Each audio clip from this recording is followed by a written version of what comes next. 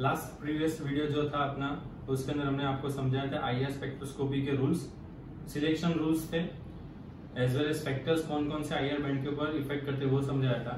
आज हम एक थियोरेटिकल सेक्शन ले रहे हैं जो आईआर के अंदर आपके सिलेबस का सबसे last section, that is fingerprint region. तो फिंगरप्रिंट रीजन को समझना हो तो इतना समझ लो कि अपने हाथ की फिंगर जैसे हर एक इंसान की अलग अलग रहती है, वो हमें आइडेंटिफाई करती है कि हर एक फिंगर कौन कौन सी रहती है। सभी दोनों हाथ की उंगलियों सेम उंगली ले रहे हो, फिंगर ले रहे हो, फिर भी उन दोनों की फिंगरप्रिंट अलग अलग रहेगी। तो इसके अंदर आईआर के अंदर कहां से फिंगरप्रिंट रीजन आया?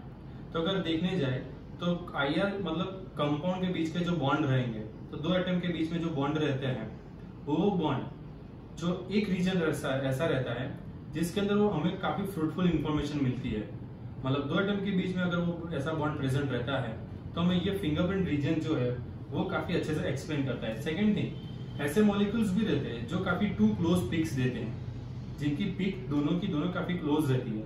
अगर उनको भी आइडेंटिफाई करना हो तो एक्सेप्ट अगर फिंगरप्रिंट रीजन से दूर जाते हैं हम, तो हमें काफी पिक्स मर्ज हो जाएगी। बट जैसे फिंगरप्रिंट रीजन के अंदर आ जाते हैं तो वो सेपरेट हो सकती है, मतलब हम उसको अच्छे से आइडेंटिफाई कर सकते हैं। तो कौन कौन से ऐसे एटम्स रहते हैं, जैसे कार्बन ऑक्सीजन के बीच में रहना, कार्बन कार्बन के बीच में बॉन्ड का प्रेजेंट होना, कार्बन नाइट्रोजन, जैसे कोई भी फंक्शनल ग्रुप ले लो, मेजरली सभी फंक्शनल ग्रुप्स की जो वैल्यू रहती है बिलो 1500 सेंटीमीटर इनवर्स, जिसको बोला जाता है फिंगरप्रिंट रीजन। 1500 सेंटीमीटर से नीचे वाले रीजन के अंदर जाते हैं अगर आप, तो वो कहा जाता है फिंगरप्रिंट रीजन।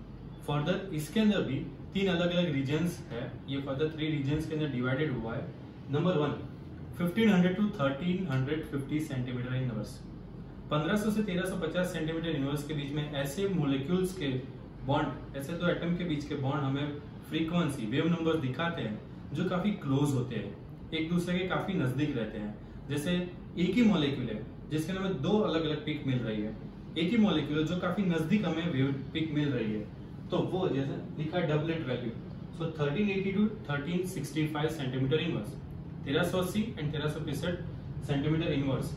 टर्शियोब्यूटाइल ग्रुप का हमने एग्जांपल लिया यहाँ पे, टर्शियोब्यूटाइल ग्रुप है, उसके अंदर ये दोनों पिक काफी नजदीक रहती है, बट यही एक ग्रुप रहता है और यही फिंगरप्रिंट रीजन का एक ये दो आईआर वैल्यूज रहती है जिसके ऊपर से हम आइडेंटिफाई कर सकते हैं कि टर्शियरी ग्रुप है। सेकेंड थिंग, फंक्शनल ग्रुप की अगर बात करें तो NO2 ग्रुप रहता है। NO2 ग्रुप की दो बैंड मिलती है हमें, एक जो बैंड है वो फिंगरप्रिंट रीजन के बाहर मिलती है, बट वो बैंड बाकी जो नॉर्मल रीजन्स रहते हैं उसके साथ ओवरलैप कर सकती है।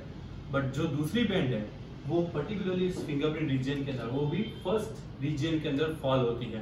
तो अगर आपके पास डेटा है और आपको ऐसी दो वैल्यू मिलती है और आपके मॉलिक्यूलर फॉर्मूला के अंदर ऑक्सीजन नाइट्रोजन दोनों प्रेजेंट है, तो समझ लो कि NO2 ग्रुप प्रेजेंट रहता है। सेकेंड जो आती है 1350 to 1000 सेंटीमीटर इनवर्स। अब ये जो रीजन है उसके अंदर बेसिकली जो कार्बोनिल ग्रुप रहते हैं, कार्बोनिल ग्रुप मतलब क्या होगा, C bond O stretching group. Carbonyl group की बात कर रहा हूं यहाँ पे, C single bond O, C double bond O की नहीं बात कर रहा हूं। तो C सिंगल बॉन्ड O वाले ग्रुप वैसे कौन कौन से फंक्शनल ग्रुप्स है, तो एसिड्स के अंदर रहती है, फिनॉल्स के अंदर रहती है, अल्कोहल के अंदर रहती है, लैक्टोन्स के अंदर मिलती है, हमें ईथर के अंदर मिलती है। मतलब ऐसे मॉलिक्यूल्स जहां पे C single bond O band आपको दिखती है, और ये जो C single bond O bond रहती है वो काफी इंफॉर्मेटिव रहती है 1350 से 1000 सेंटीमीटर इनवर्स के बीच में। और ये जो सभी फंक्शनल ग्रुप अगर आपको ये बैंड देते हैं तो हर एक फंक्शनल ग्रुप इनके बीच की एक वैल्यू मिलती है, तब हम आइडेंटिफाई कर सकते हैं कि आपके पास लैक्टोन है, एसिड है, एल्डिहाइड ग्रुप है, सॉरी एल्डिहाइड नहीं, अल्कोहल ग्रुप है, एनहाइड्रेट ग्रुप है। तो बेसिकली जो सेकेंड ग्रुप, सेकेंड रीजन है 1350 to 1000 सेंटीमीटर इनवर्स, वो C single bond O stretching carbonyl group के लिए काफी रिच है। थर्ड जो रीजन आ रहा है that is below 1000 centimetre inverse. अब ये जो रीजन है स्टीरियोकेमिस्ट्री को अगर हम देखते हैं तो अगर आपके पास अल्किन मॉलिक्यूल्स रहते हैं जिसके अंदर हमें सिस ट्रांसफॉर्मेशन मिलते हैं, अब मॉलिक्यूलर फॉर्मूला से अरेंजमेंट सेम रहती है बट स्पेस के अंदर उनकी अरेंजमेंट चेंज होती है। तो सिस का मतलब होता है दोनों सेम साइड पे रहना, सेम प्लेन में रहना, ट्रांस का मतलब ऑपोजिट साइड पे रहना। तो उस टाइम पे किस तरीके से हम आइडेंटिफाई करेंगे कि वो सिस हो गया है ट्रांस? मॉलिक्यूलर फॉर्मूला से आप कैसे पता चलोगे कि आपको सिस मॉलिक्यूलर फॉर्मूला दी, अरेंजमेंट जब हम करेंगे, मॉलिक्यूलर स्ट्रक्चर ड्रॉ करेंगे, तो वो सिस है या ट्रांस? तो उस टाइम पे अगर हम देखते हैं तो सिस की वैल्यू जो रहती है, अगर मैं एग्जांपल है तो CH डबल बॉन्ड CH, अभी मैं एल्कीन की बात करूं उसमें भी इथीन है, समझ लो दो ग्रुप या दो प्रोटॉन जो है सब्स्टिट्यूट हुए कोई भी फंक्शनल ग्रुप से, अगर वो सिस रहता है तो उसकी वैल्यू कम मिलेगी, that is near about 700 centimetre inverse. और अगर वो ट्रांसफॉर्म रहता है तो उसकी value near about 970 to 960 centimetre inverse के बीच में मिलेगी। इन शॉर्ट ट्रांस की आईआर वैल्यू ज्यादा होगी जबकि सिस की आईआर वैल्यू कम होगी। और सेकेंड थिंग, ये हमने बात की सिंपल चेन की। अब एरोमेटिक कंपाउंड रहते हैं उसमें भी बेंजीन रिंग की हम बात करें तो सब्स्टिट्यूशन आते हैं। जब डाई सब्स्टिट्यूशन होते हैं, डाई सब्स्टिट्यूशन होना मतलब ऑर्थो मेटा पैरा 2, 3, 4 पोजीशन के ऊपर या तो 5, 6 के ऊपर पोजीशनिंग के ऊपर सब्स्टिट्यूशन होना, तो उस टाइम पे ऑर्थो मेटा पैरा को भी आइडेंटिफाई करने के लिए भी हमें इस रीजन की मदद मिलती है।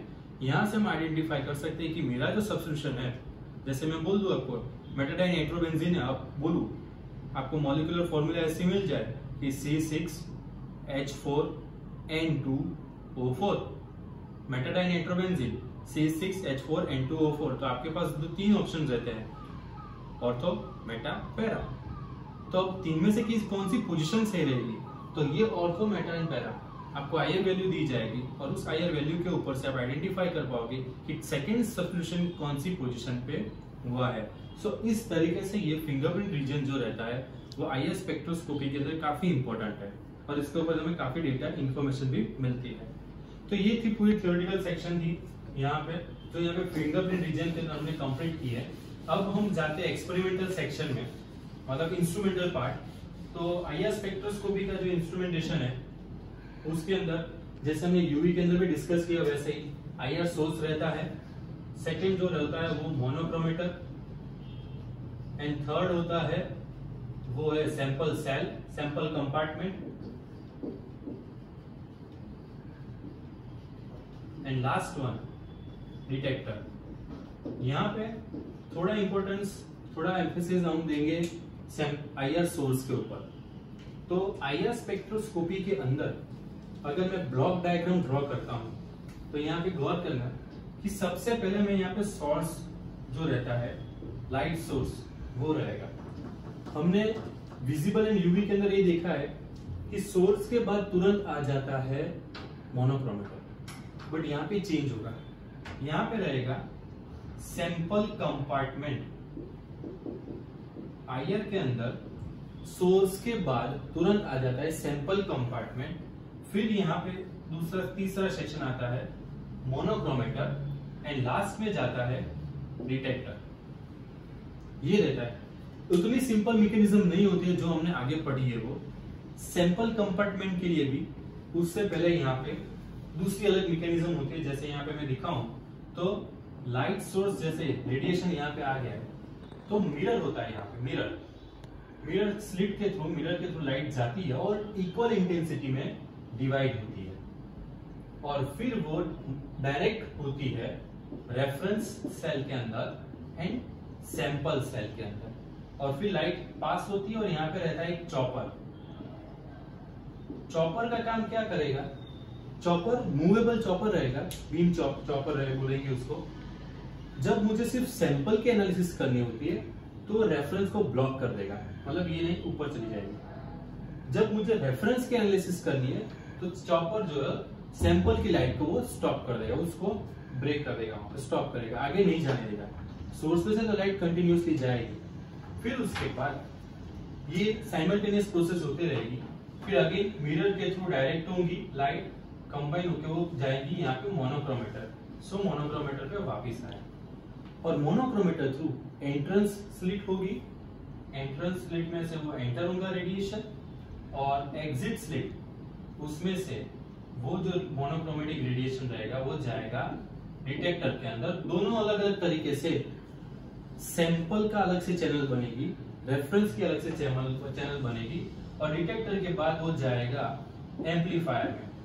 यहाँ पे आईआर के अंदर हम बहुत ज्यादा कंपाउंड नहीं लेते, बहुत ही कम अमाउंट पे उस कंपाउंड को लिया जाता है, तो रेडिएशन कुछ कभी कभी हमें वीक मिलने के चांसेस रहते हैं, आईआर बैंड जो रहती है वीक मिल सकती है, तो इसीलिए एम्पलीफायर यहाँ पे यूज होता है। अब एम्पलीफायर जो डिटेक्टर में से दो अलग अलग चैनल में से होकर रेफरेंस एंड सैंपल में से जो लाइट हमें मिली है मोनोक्रोमेटिक रेडिएशन, वो एम्पलीफायर के अंदर वो एनलार्ज हो जाएगा, वो मर्ज हो जाएगा। और उसके बाद यहाँ पे आपको स्पेक्ट्रम मिलेगा, आईआर स्पेक्ट्रम रिकॉर्डर के अंदर वो कुछ इस तरीके का मिलेगा हमें। ये इस तरीके से हमें आईआर स्पेक्ट्रम मिलेगा। तो ये बात हुई इंस्ट्रूमेंटेशन की। अब हम बात करते हैं वन बाय वन 4 कंपार्टमेंट की। Number 1 IR source. So IR radiation के अंदर 4 डिफरेंट टाइप के सोर्स होते हैं, यूज होते हैं, और बाय द टाइम ये सोर्स के अंदर मॉडिफिकेशंस भी रहता है। सो फर्स्ट जो सोर्स है वो है इनकैंडिसेंट लैंप। इनिशियली जब आईआर स्पेक्ट्रोस्कोपी जब इन्वेंट हुई तो सबसे पहले एक सोर्स बनाया गया था इनकैंडिसेंट लैंप, जो सिंपल लाइट मतलब आईआर रेडिएशन को इमिट करता है। काफी एक्सपेरिमेंट हुए, आफ्टर एनालिसिस रिजल्ट मिलने के बाद हमें ये आइडेंटिफाई हुआ कि जो इनकैंडिसेंट लैंप जो है वो नियर आईआर रीजन के अंदर काफी यूजफुल है। मतलब इनकैंडिसेंट लैंप जो है वो सिर्फ और सिर्फ नियर आईआर रीजन के लिए तक ही एप्लीकेबल है। बट जैसे ही आप दूर जाते हो, नियर आईआर मतलब क्या होगा कि विजिबल के नजदीक वाला region. But what about far and middle IR? काफी मॉलिक्यूल्स, काफी band far and middle IR के अंदर भी फॉल होती तो है। तो वो जो इंफॉर्मेशन है इनकैंडिसेंट लैंप के थ्रू हमें नहीं मिल सकती है। तो बाद में नए नए इन्वेंशन हुए, मॉडिफिकेशंस हुए, और सेकंड आया नन्स्ट ग्लोवर। नन्स्ट ग्लोवर के अंदर काफी चेंज हुआ। उसके अंदर होलो कैथोड लिया गया, होलो रॉड लिया गया। वो जो होलो रॉड है वो बना गया है रेयर अर्थ ऑक्साइड्स के, जैसे कि जिरकोनिया ऑक्साइड, यटरिया ऑक्साइड, थोरिया ऑक्साइड। ये जो रेयर अर्थ एलिमेंट है उसके ऑक्साइड से वो बना गया। अब उसकी जो लेंथ थी वो ली 30 मिलीमीटर, उसका जो डायमीटर था वो 2 मिलीमीटर। अब ये जो रहता है नॉन कंडक्टिंग था, रूम टेम्परेचर के ऊपर नॉन कंडक्टिंग, मतलब कि वो कोई भी कंडक्शन रेडिएशन को वो पास नहीं कर सकता है। अब उसको हीट किया जाता है एक्सटर्नली, बाहर से हम उसको टेम्परेचर अप्लाई करेंगे। अब वो कितना टेम्परेचर जाएगा?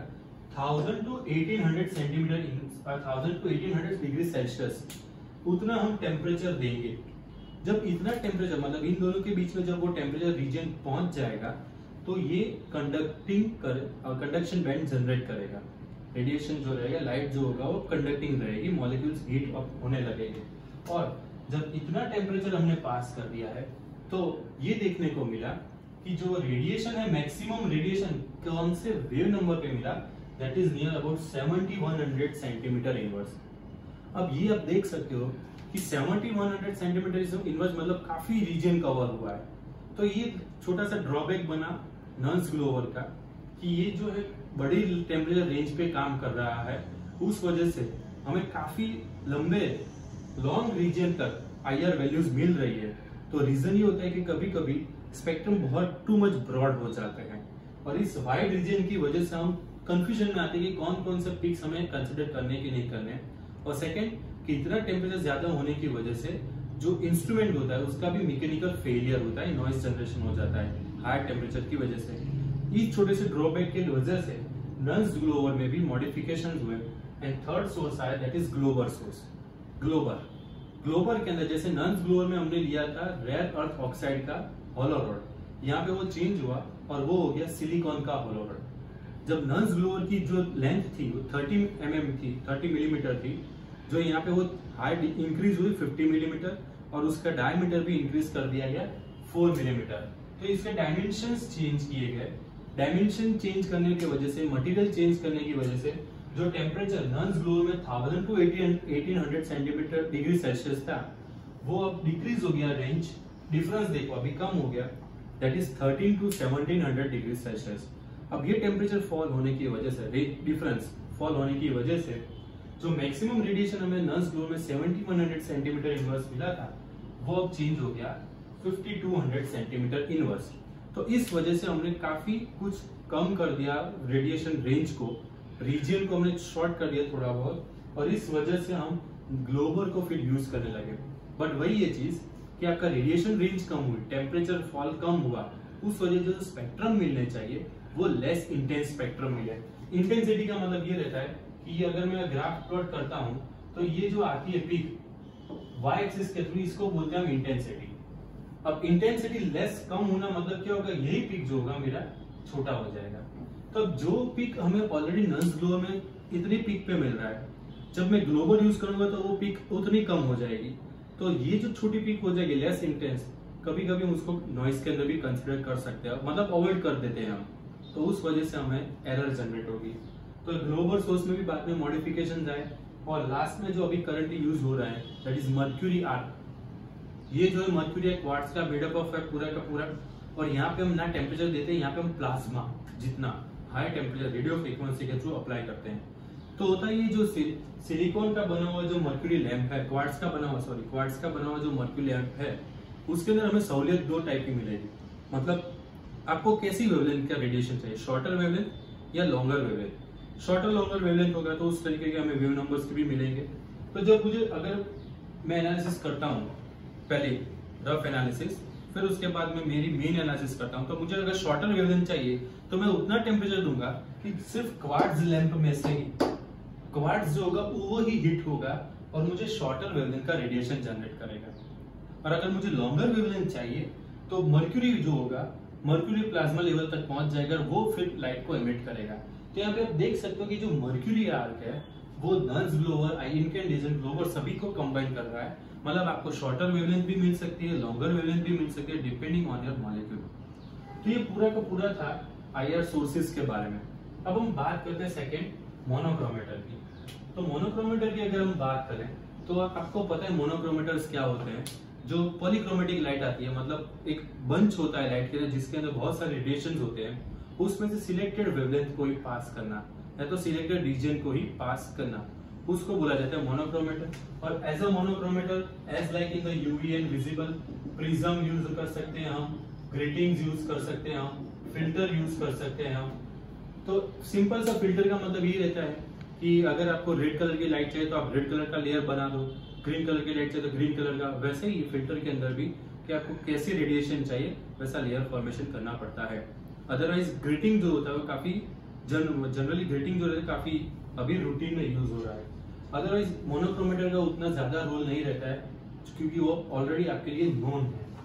सेकेंड है सैंपल कंपार्टमेंट। अब सैंपल कंपार्टमेंट जो है यहाँ पे एक काफी इंपॉर्टेंट पैरामीटर है इस इंस्ट्रूमेंटेशन के अंदर कि आप यूवी समझो, विजिबल समझो, वो सब सोल्यूशन के ऊपर बेस्ड है।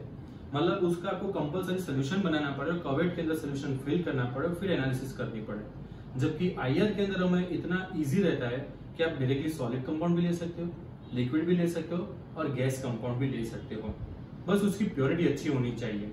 सो यहाँ पे अपने पास एडवांटेज ये रहता है आईआर के अंदर, सॉलिड लिक्विड गैस कोई भी स्टेट हो जो स्टेबल स्टेट हो कंपाउंड की, वो हम डायरेक्टली यूज कर सकते हैं। बट साथ ही साथ सैंपल कंपार्टमेंट के लिए भी हमें सॉलिड के लिए भी अलग से एक विंडो चाहिए होती है, सोल्यूशन के भी अलग, गैस के लिए भी अलग रहती है। तो सैंपलिंग जो यहाँ पे रहेगा उसके लिए हम अलग से पूरा वीडियो लेक्चर आपको रिकॉर्ड करके समझा देंगे किस तरीके से सैंपलिंग रहता है। बट सैंपल कंपार्टमेंट आईआर के अंदर यूज करने के लिए हमें काफी अच्छे स्किल की जरूरत है एज वेल एज एक्सपीरियंस और अवेयरनेस। अगर आपका हैंड सेट हो जाता है तो हमें यहाँ पे कोई भी स्टेट हो, सॉलिड हो, लिक्विड हो या गैसियस फेज हो मॉलिक्यूल की, उसको हम इजीली यहाँ पे आइडेंटिफाई डिटेक्ट कर सकते हैं। आईआर रेडिएशन उसका हम आइडेंटिफाई कर सकते हैं। Last is the detector.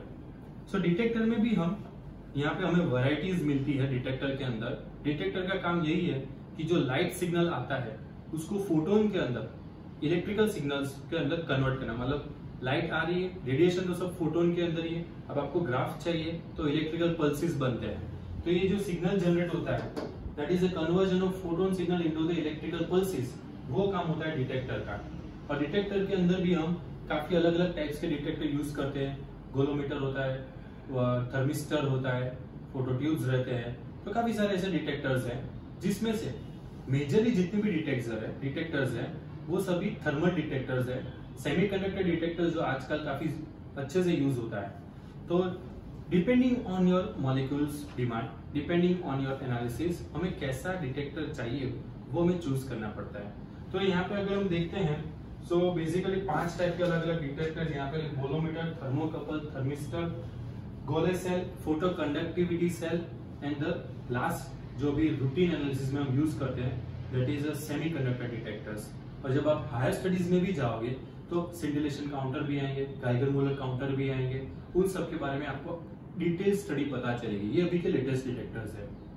सिवाय फोटो कंडक्टिविटी सेल, बाकी जो थर्मिस्टर, वोलोमीटर, गोले सेल, थर्मोकपल्स, वो सभी के सभी टेम्परेचर बेस्ड डिटेक्टर्स है, जहां पे हमें पर्टिकुलर टेम्परेचर अप्लाई करना पड़ता है। जबकि फोटो कंडक्टिविटी सेल जो रहेगा वो सबसे बेस्ट रहेगा इनकैंडिसेंट लैंप के लिए।